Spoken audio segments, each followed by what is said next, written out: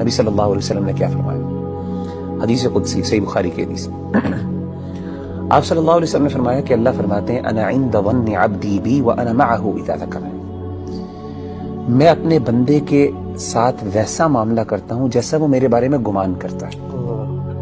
اگر میرے بارے میں اچھا گمان کرتا ہے میں اس کے ساتھ ویسے ہی معاملہ کرتا ہوں، اگر وہ میرے بارے میں نیگیٹو ہوتا ہے تو میں اس کے ساتھ اس طریقے سے معاملہ کرتا ہوں۔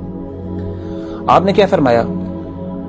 وَأَنَا مَعَهُ إِذَا ذَكَرَنِي، جب وہ میرے بارے میں ذکر کرتا ہے، مجھے یاد کرتا ہے، میں اس کے ساتھ ہوتا ہوں۔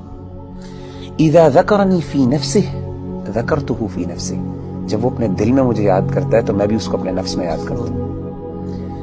وَإِذَا ذَكَرَنِي فِي مَلَئٍ ذَكَرْتُهُ فِي مَلَئٍ خَيْرٍ مِّنْهُمْ، جب وہ اپنے دوستوں کی مجلس میں، اپنے محبت کرنے والوں کی مجلس میں مجھے یاد کرتا ہے تو میں بھی اپنے پسندیدہ لوگوں کی مجلس میں اس کو یاد کرتا ہوں، فرشتوں کی مجلس میں۔